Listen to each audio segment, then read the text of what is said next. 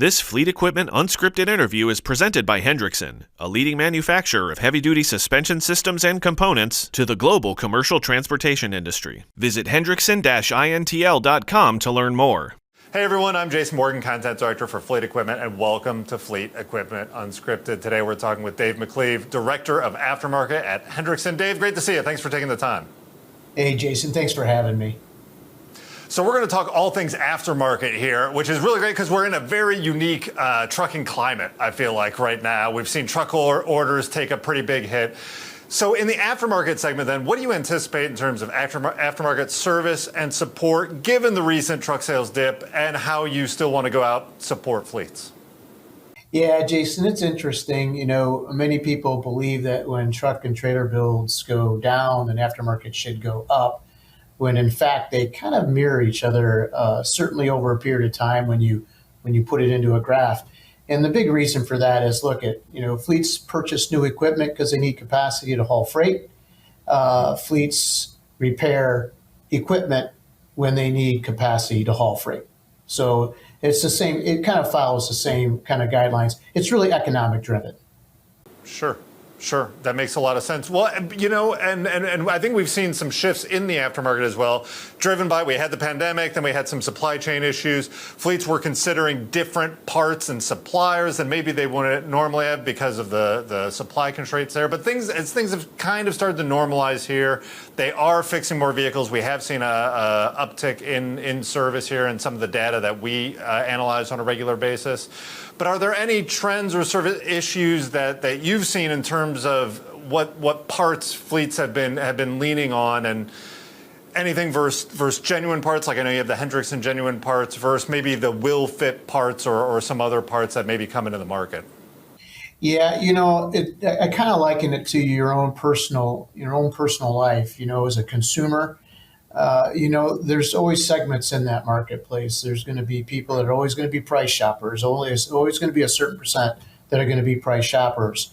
And what we tend to see, or at least on our side, is that when the market gets tough and it gets tight like it is right now, there's a lot of calling for quoting activity, maybe not purchasing as much all the time, do the minimum for the job.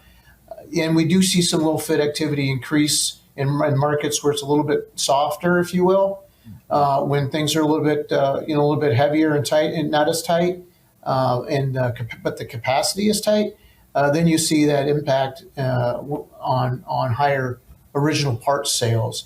So it is a little bit different when a softer market comes around. You'll see that come up a little bit on the will fit parts, but I think at the same time, the OE quality product. At the end of the day, when you're holding on to your equipment, they definitely see the payback on that as far as keeping equipment uptime. Right, for sure. One thing thinking about it too, because this is something that we've been talking a little bit at and hearing about. Clearly, the market softens up a little bit here, but that also kind of can create opportunity for fleets that are willing to buy in and maybe invest a little bit more, right? Kind of the buy the dip mentality, if you will, while everyone else is playing it safe. Do you see that play out in the aftermarket at all? Are there any those leading fleets that really go in further when maybe people are taking a step back? I don't personally see a lot of that, on the aftermarket side where it gets softer. So let me lean in harder. And part of that's because availability is there, So, and when you think about, equipment uptime, it's all about finding the right part the first time, installing it right the first time. And availability usually is at the top of the list when it's a really, a market that's really healthy. Typically what you see in the downturn or a softer market like you see now is, hey, availability is there, so I don't really have to lean in to make sure my shelves are stocked to keep equipment up. So all of a sudden, availability kind of slips down that bucket, if you will, and then what kind of rises to the top now is a little bit more on price. Right, for sure. But going back to the value of those parts, right? I mean, we mentioned the Hendrickson genuine parts. Can you walk me through the validation, right? If I'm searching for parts, I want to make sure I'm still completing the repair in a productive manner as well as an efficient manner. How are those parts validated, the genuine parts, before the sale, and then how do you support them afterward? Yeah, it's a great question. Being an OE supplier, a lot of times we will develop the product and create testing specifications for it and standards. But at the same time, we work with all of the truck and trailer OEMs, and a lot of times they have their own testing standards and specifications. So we have to design and build parts and systems that meet and exceed their standards and their testing. So essentially what we do is we'll design parts and products and systems, and then we'll sit there and we'll model it. So first of all, what we do is we put in what's called these wheel end transducers, big hubcaps that are on the outside of the wheels for truck and trailers, with all these wires coming around that strain gauge the frame, strain gauge the axles, etc. And we run all over the city. We go on the test course with it, and we take all that data and we put it into a model, computer model. And then we can start to simulate what the suspension is going to be designed like, what we can simulate now, that actual behavior that's going to happen in the marketplace when they buy it. Right. So then we can start to tweak all that design. We can tweak the components to get it to live to where we want. Then what we do is we make those parts and we actually then test them in a big rig inside the lab. And we will go and break a lot of parts and we redesign. But the whole idea and the premise behind it is that actually when we design a part, it's actually part of an entire system. And we want to see what those behaviors are going to be as an entire system and not just a component. And then the last thing we do is exactly that. We validate it by putting it on real live equipment out on the road. Field evaluation units is what we call them, to get what we're looking for.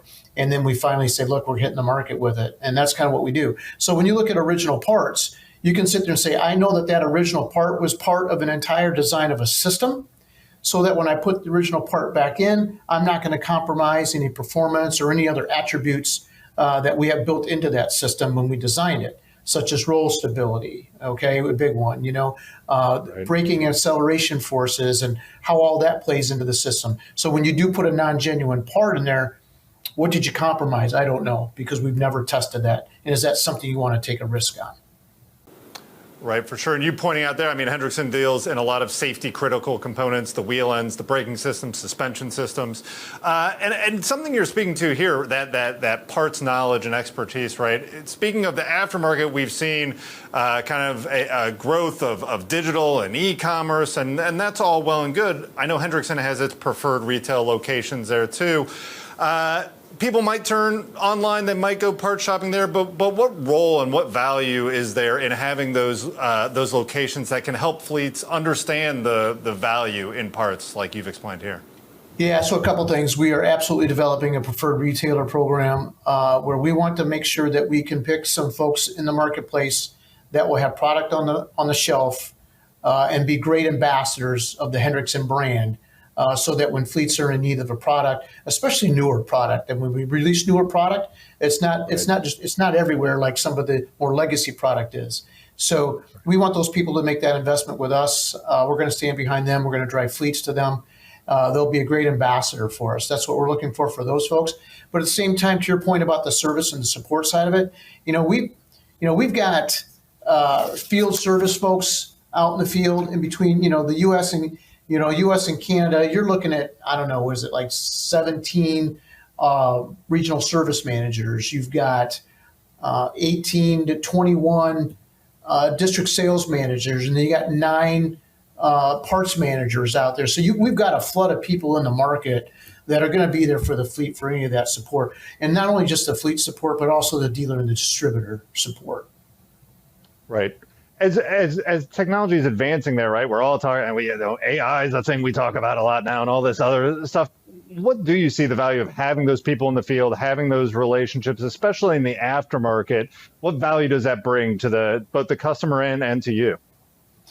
This, this is still a relationship business as much as we talk about it and how things have changed in the automotive world, and that kind of tends to creep into the heavy duty side over time. Whatever reasons, this is still very much a relationship industry, thank goodness. And I think that's going to continue for some time. Do I think it's going to change and evolve? 100%. And I think AI is going to help us in certain areas for sure. And we look forward to that, But at the same time, these are assets. They're not a car that you and I just drive to work and it's just an inconvenience when we don't have it. This is an asset. It makes money. It has to be up and running.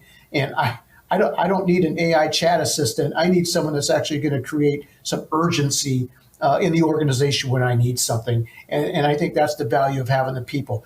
AI is absolutely going to complement what we do going forward in many, many areas. And there's no doubt we need that, because you do become faster and you do become smarter with those tools. Yeah, for sure. And it gives the people a little bit more time to do the stuff that people are valuable for, right? To your point, creating that sense of urgency, connecting with a customer, connecting with the fleets out there working, hugely, hugely beneficial. Yes, absolutely. Dave, thanks so much for taking the time. Always great chatting with you. I'm sure I'll talk to you again very soon. All right. Thank you, Jason. Really appreciated it.